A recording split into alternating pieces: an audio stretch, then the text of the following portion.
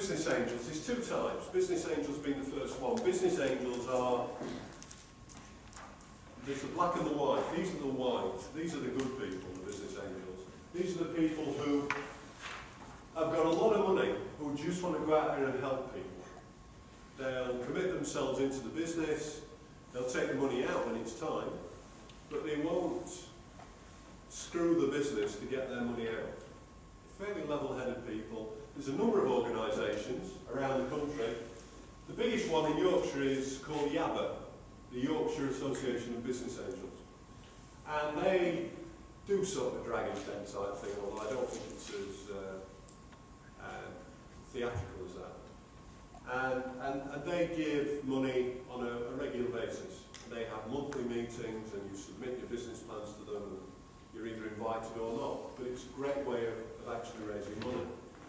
And they might give up to £100,000, depending on what the project is and depending how they can see themselves committing to the business. Of course, the other ones are the VCs. These are the dragons. And I'm sure that most of you, or if not all of you, will have seen the Dragon's Den. These are the Peter Jones of this world who will give £100,000, but they'll want 95% of your business to do it. And that might be a good thing, because if you're turning over £20 million a year, 5% of £20 million is not a bad little earner, especially if you've got somebody like that behind you. I'll tell you a story.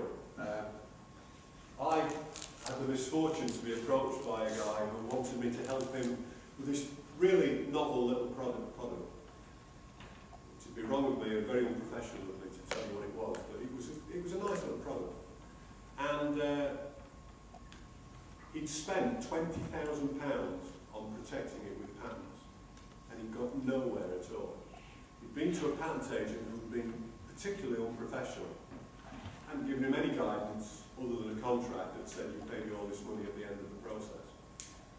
And he came to me and asked me if I'd take it to market for him, and I knew this guy's reputation and decided that I would only help him if he gave me a disproportionate amount of the company for helping him.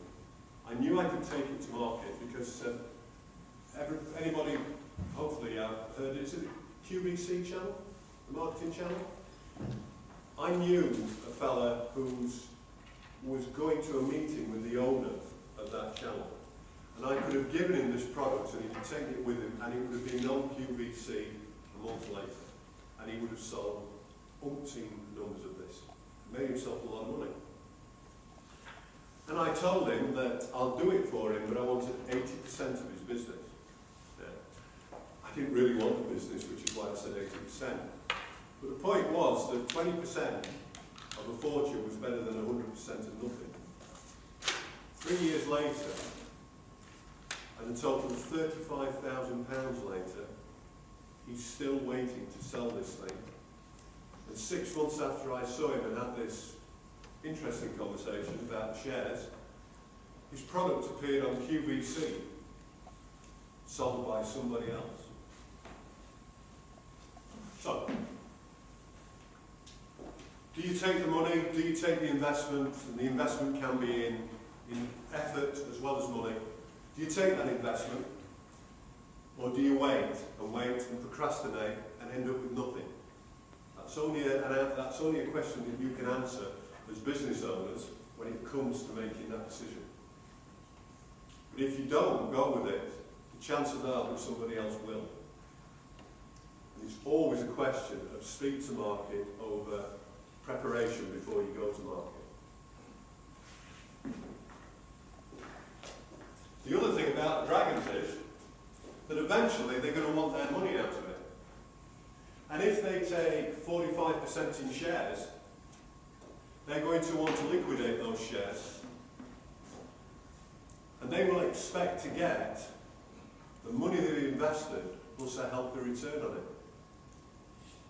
Now let's assume that Peter Jones comes along and says, I'll give you £80,000 for 40% of the business. My exit strategy is I'll be leaving in 2 years, and I want my £80,000 plus the value of the shares.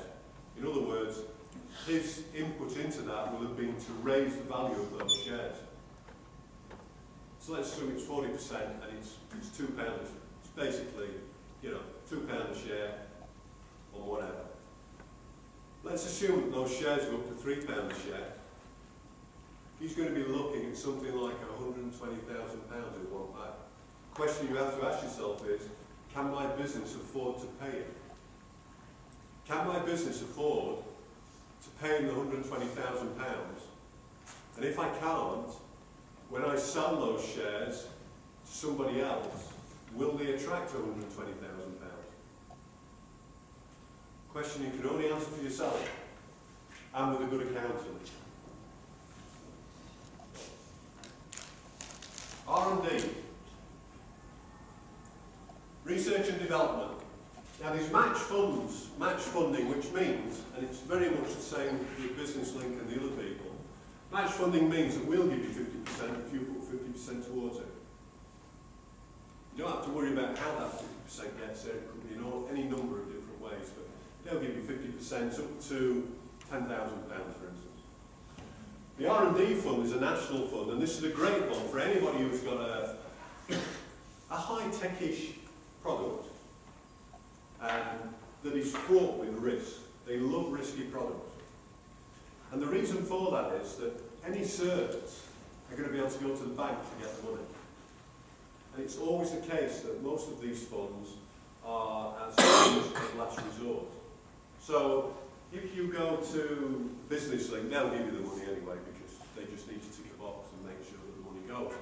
But if you go to someone, one of the other bodies in there that I very quickly flashed over, they might say to you, "Have you been to the bank?" Well, no. Well, go to the bank and get the money from there. Despite the fact that it's an enormous hike in interest rates from the bank, as it is from us, we will only give you the money because we are your last resort. And they'll only do that because they've got a limited amount of money that they can give. So they like to make sure it goes to the right people. So you go to the R&D people, and there's a number of schemes in there. You can get up to £20,000 in the lesser scheme, but that represents, I think, 45% of the overall cost. So you have to find something like £25,000 or thereabouts to make it worth your while for an overall cost of £45,000. So you've got a bit of work to do there to find the other 25 grand from somewhere. And then it moves up to 60% grant of 100,000 to a maximum of 100,000 £100,000. So then you're looking at something like £150,000 that you've got to find, or sorry, £150,000 that they will give you against £100,000 that you've got to find. And the gap gets wider and wider. But if you've got a product or a project that is worth its salt, you will find people to actually give you that money and to acquire that money. And there's different ways of doing that. Most people tend to look at a jigsaw type effect, where they'll get a little bit from here and they'll get a little bit from there and a bit from here and a bit from there, and they'll put it all together, and hey presto, they've got sufficient funds to actually support an application into the R&D fund. But it takes a lot of doing, and you need to associate yourself with people who can add their credibility to it that makes it worthwhile. They'll also take, as part of the payment in kind, so for effort put into the company by